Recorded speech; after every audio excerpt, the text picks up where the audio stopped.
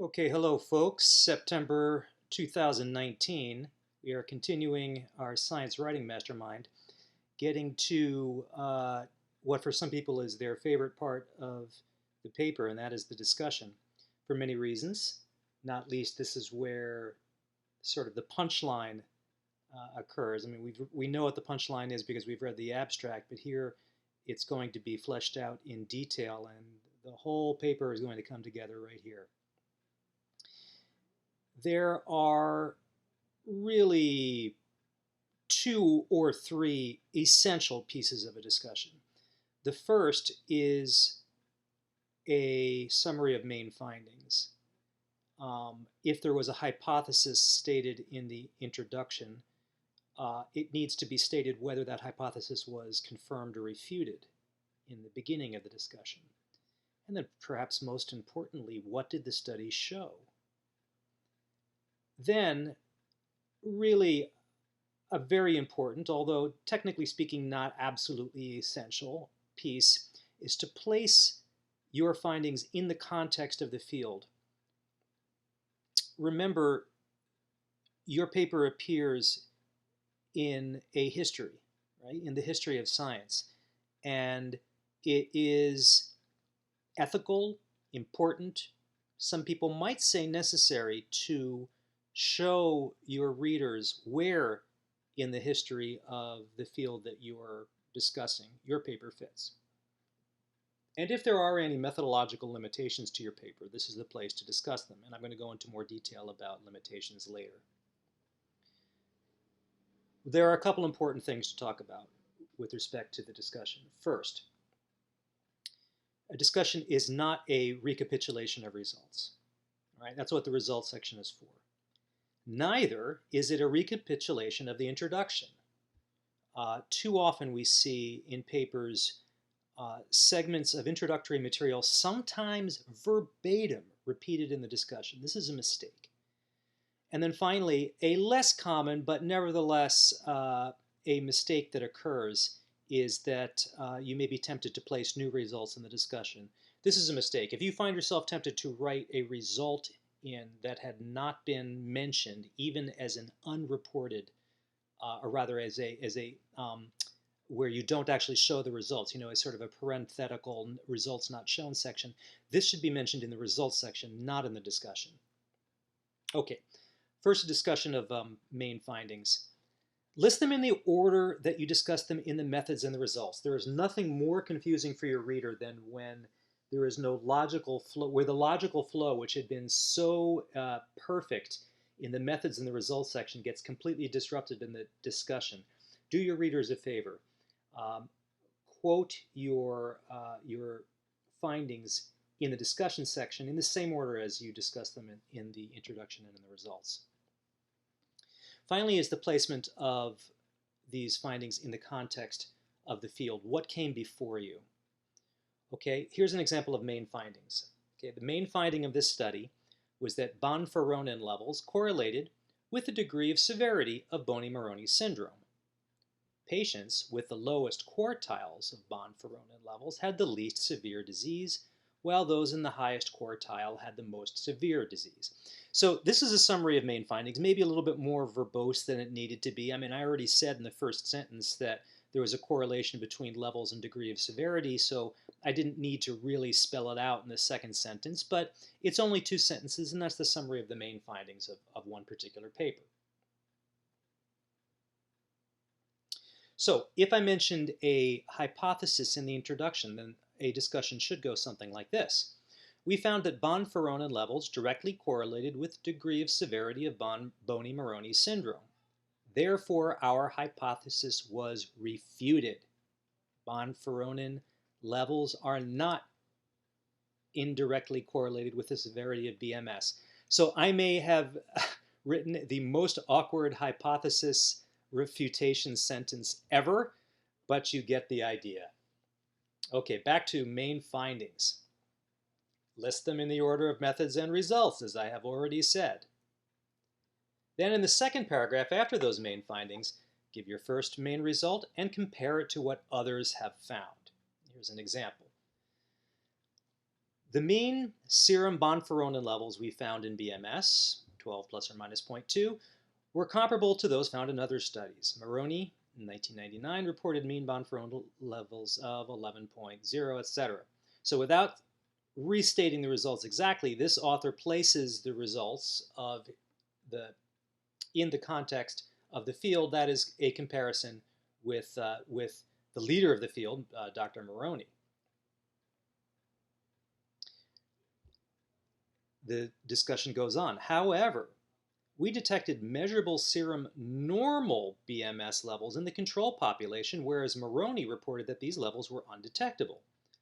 This discrepancy may be because we used a device with a very low limit of detection that was unavailable in 1999. So here the author, who was me, attempts to explain the discrepancies. By the way, there is no such thing as Boney-Maroney syndrome. There may be a Dr. Maroney, but he does not have a disease named after him, he or she.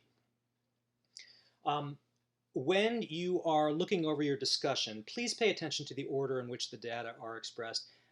It's preferable to state what you found as the author and then to place it in the context of the field and not the other way around. And be consistent when you're doing this for the sake of the reader. So here we get to a really important part of the discussion, which deserves a little more time and discussion.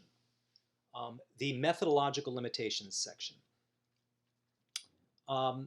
It is my opinion, as an author and as an editor, that limitations should be defended. If you are going to mention them, please tell the reader why these limitations do not invalidate the conclusions that in any case you are about to say. And also talk about ways in which you and or your colleagues can overcome these limitations in the future. Here's an example. And I think this is from an actual paper. The limitations of our study are that we only included a small number of COPD patients and that only short-term responses were obtained. We cannot stratify and compare different lung functional situations because of small sample size. In addition, the mechanism of the effect of tiotropium in COPD was not investigated and should be studied in the future. We intend to follow up the morbidity of cardiovascular events and cardiac death within 3 years. These CV events include heart failure, tachyarrhythmia, myocardial infarction, and angina pectoris. This subsequent study would show whether these patients using tiotropium were at increased risk of CV events. Okay, here's what I would do with this limitation section. There are several limitations to this study. First, we only included a small number of COPD patients. And now here comes the defense. Nevertheless, our results accord with those of much larger studies. And here's how we're going to overcome our limitation. Future studies with larger numbers of patients are needed to validate our results. Okay, here's a second limitation. We only measured short-term responses. And here's my defense. However, previous studies verified that such changes are sustained over longer periods. Now the defense is nevertheless. When you see the word nevertheless in a limitation section, this means that, okay, yes, there is this limitation. However, I'm going to come back and tell you now why my conclusions are valid. Longer-term follow-up is necessary to verify whether the treatment effect is sustained. Third, we could not stratify or compare different lung functional situations because of small sample sizes. And the defense, nevertheless, we were able to measure statistically significant differences between the treatment and control group. We are currently expanding this study with larger samples. See, so even though you have smaller samples, fine, but you used a valid statistical method and you showed differences. So the fact that you have a small study isn't necessarily a limitation. I mean, this is very common in in papers like this. So we see even sometimes authors will claim that their results are their sample sizes are so small that they're unable to draw statistical inferences, which directly contravenes what they say in their methods and results sections, where they actually show statistically significant results. I would be careful about talking about small sample size. If you have a study that is adequately powered and shows statistical significance, then don't bother arguing or telling the reader that your sample size is too small. Your data show what your data show. Okay, now finally the conclusion section. Note whether the section begins with "in conclusion" or "in summary."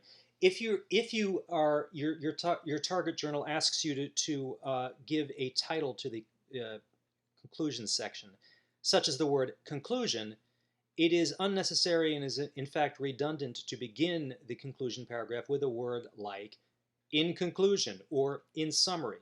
However, if you are enjoined by the journal not to make a subheading difference between the discussion and the conclusion, then you must set off the conclusion paragraph by saying some words, some phrase to the effect of "in conclusion" or "in summary."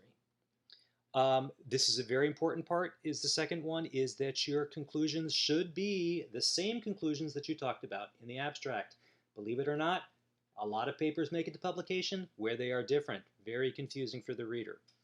And of course, the conclusions must be supported by the data. Now, what that means is that you should not, please, avoid the temptation to include statements in the conclusion section that are not supported by the data.